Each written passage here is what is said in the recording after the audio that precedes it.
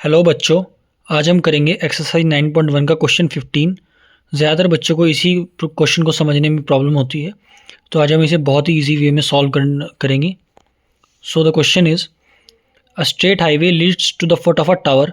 A man standing at top of a tower observe a car at an angle of depression of 30 degree which is approaching the foot of tower with a uniform speed. 6 seconds later, the angle of depression of car is found to be 60 degree. Find the time taken by car to reach the foot of the tower from this point.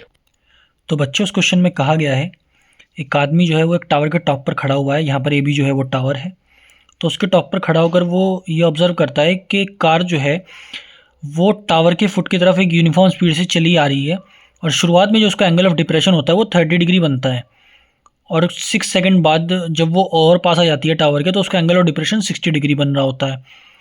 तो आपको ये पता लगाना है कि वो जो car है अब जहाँ से उसका एंगल ऑफ डिप्रेशन 60 डिग्री बन रहा है उस पॉइंट से लेकर टावर के फुट तक कितनी देर में आ जाएगी। अब बच्चों, इस क्वेश्चन को करने से पहले आपको ये बात समझनी होगी, जो आपका एंगल पी ए डी बन रहा है 30 डिग्री जो है वो आपका एंगल ए डी बी के बराबर होगा, क्योंकि ये दोनों एंगल आपस में ऑल्टरनेट इंटीरियर एंगल है, तो ये भी 30 डिग्री हो जाएगा। और सिमिलरली जो आपका पी ए सी एंगल है, पी ए सी 60 डिग्री जो एंगल है वो आपका एंगल ए सी बी के बराबर होगा, क्योंकि ये दोनों भी आपस में ऑल्टरनेट इंटीरियर एंगल्स हैं। अब बच्चों, क्वेश्चन को सॉल्व करने के लिए हम पहले जो कार की स्पीड है उसको x मान लेते हैं। कोई यूनिट लेने की ज़रूरत नहीं है, सिर्फ x उसको मान सकते हैं।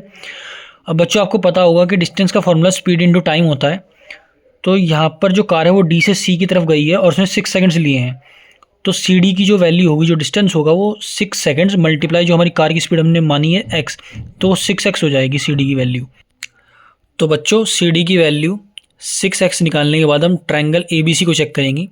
आप फिगर में देख सकते हैं ट्रायंगल ए बी और सी, तो इसमें हम tan 60 का यूज़ करेंगे। tan 60 इज टू हमारा A B upon B C हो जाएगा। tan 60 वैल्यू हमारी √3 होती है, √3 is to A B upon B C. इनके क्रॉस मल्टीप्लाई करने के बाद हमारी जो वैल्यूज़ आएंगी वो √3 B C is to A B आ जाएगी। अब बच्चों, हम bigger triangle A B D को चेक करेंगे। आप फिगर में देख सकते हैं ट्रायंगल ए बी और D. Triangle A B D में हम tan 30 का यूज़ करेंगे। tan 30 इज इक्वल्स टू हमारा A B upon B D हो जाएगा, और बी डी को हम B C plus C D भी लिख सकते हैं। अब दोबारा से फिगर में चेक कर सकते हैं, बी डी को हम B C plus C D भी लिख सकते हैं। तो tan 30 की वैल्यू अब जब हम पुट करेंगे जो कि हमारी 1/√3 होती है।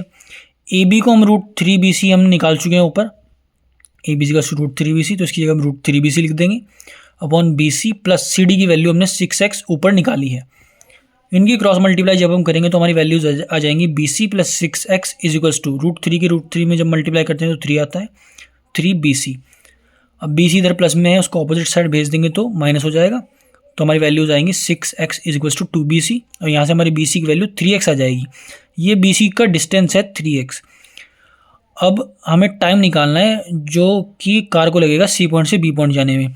तो हम क्या करेंगे, डिस्टेंस को जो हमने स्पीड मानी थी x उससे डिवाइड कर देंगे। तो 3x को जब हम x से डिवाइड करेंगे तो हमारा जो टाइम आएगा वो 3 सेकंड्स आ जाएगा, और यही जो कार को समय लगा वही है।